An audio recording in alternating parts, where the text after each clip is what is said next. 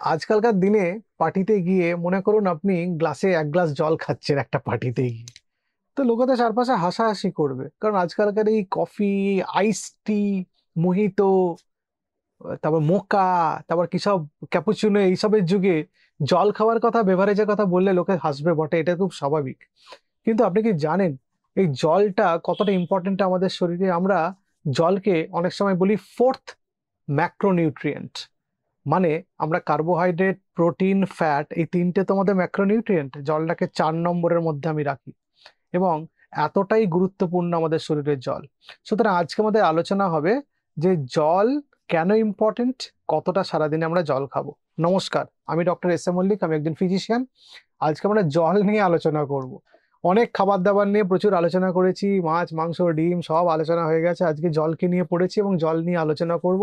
জল কেন খাওয়া দরকার? আসলে আমি দেখেছি ডাক্তারি করতে গিয়ে যে অনেক মানুষ জল খান না। আমি জিজ্ঞেস করি জল কেন কম খান?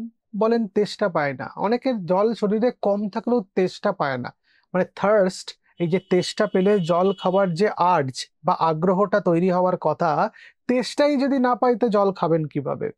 সুতরাং জলটা আমাদের রেগুলার খেতে হবে এবং জলের প্রয়োজনীয়তা বিভিন্ন লোকের ক্ষেত্রে বিভিন্ন।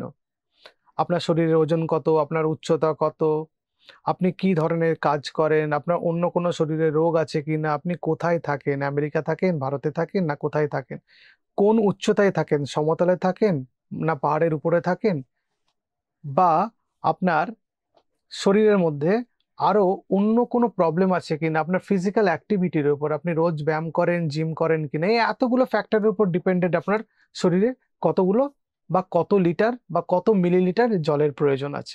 Academy of nutrition and dietetics বলে যে বডিটা আছে, ওরা বলেছে যে পুরুষ মানুষের ক্ষেত্রে 3.1 লিটার, মানে 3 লিটার 100 মিলিলিটারের মতো জল সারাদিনে দরকার, এবং মহিলাদের ক্ষেত্রে 2.1 লিটার, মানে 2 লিটার 100 মিলিলিটারের মতো জল দরকার। এখন এই জলের প্রকারভেদটা শুধু পুরুষ মানুষ হলেই যে 3 লিটার জল দরকার তা তো নাও হতে পারে।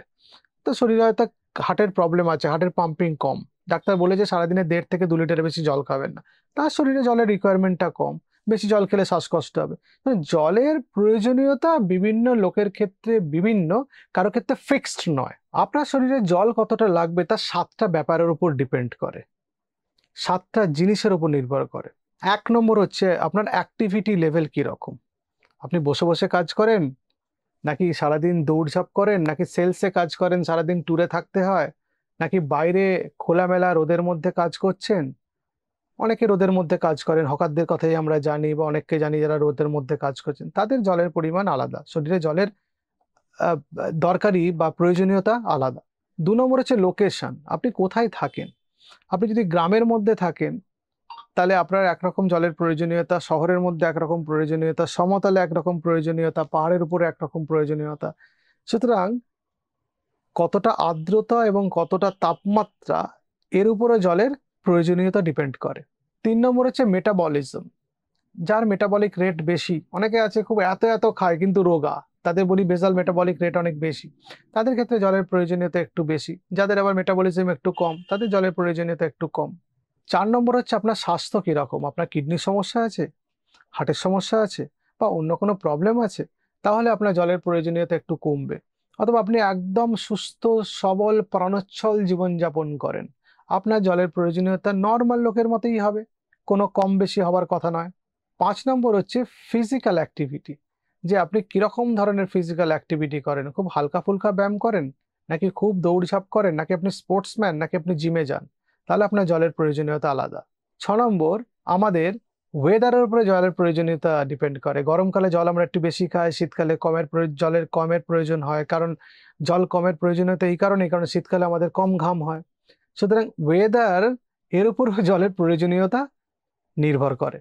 আর 7 নম্বর হচ্ছে অ্যালকোহল কনজাম্পশন। আমরা জানি অ্যালকোহল ডায়ুরেটিকের মতো কাজ করে, অ্যালকোহল খেলে বেশি ইউরিন হয়, যারা বেশি অ্যালকোহল খায় তাদের বেশি ইউরিন হয়। সুতরাং যারা বেশি অ্যালকোহল খান তাদের জলটাও বেশি করে খেতে হবে। তাহলে জলের প্রয়োজনীয়তা কি আমাদের শরীরে, জলের উপকারিতা কি?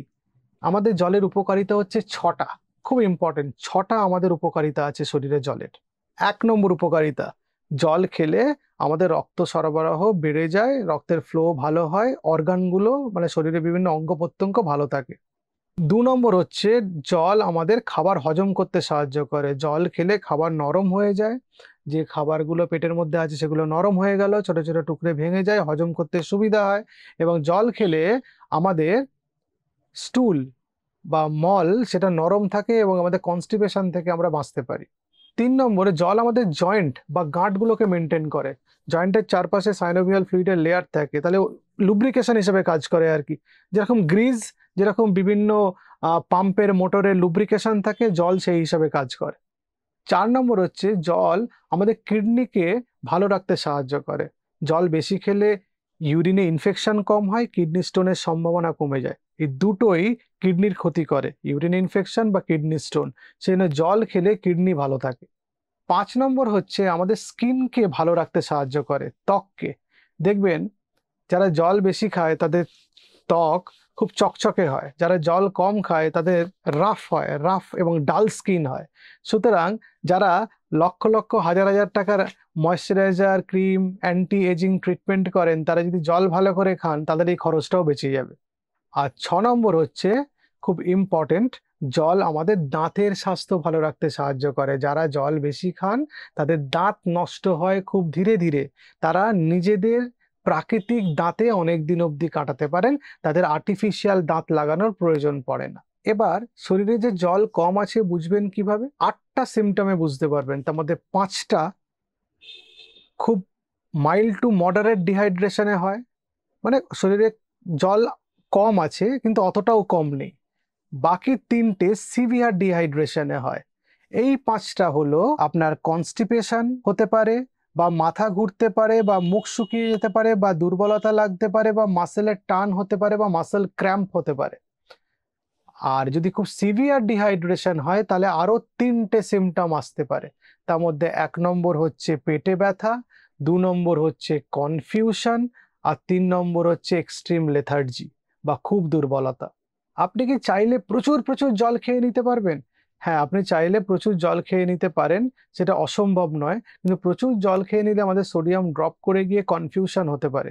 সেই জন্য প্রচুর পরিমাণে জল খাওয়াটা রেকমেন্ডেড নয়। কিন্তু একটা রোগ আছে ডায়াবেটিস ইনসিপিডাস, যেটা নিয়ে আমরা আগেও আলোচনা করেছি, সেটাতে মানুষ প্রচুর জল খায় কারণ প্রচুর ডাইলুটেড ইউরিন শরীর থেকে বেরিয়ে যায়।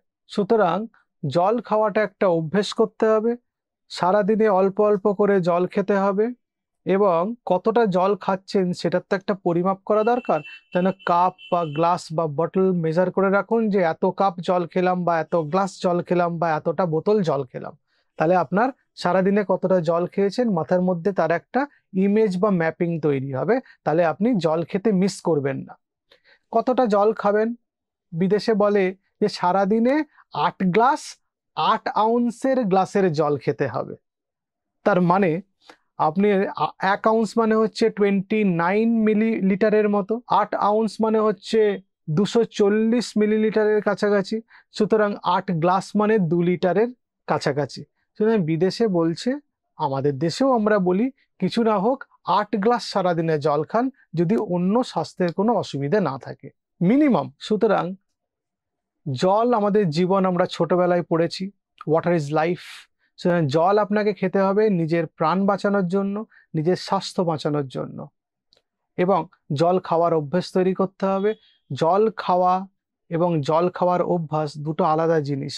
আপনি ততক্ষণে ঠিক পরিমাণ মতো জল খেতে পারবেন না যদি জল খাওয়ার অভ্যাস ঠিক করে আপনার তৈরি না হয়। নমস্কার।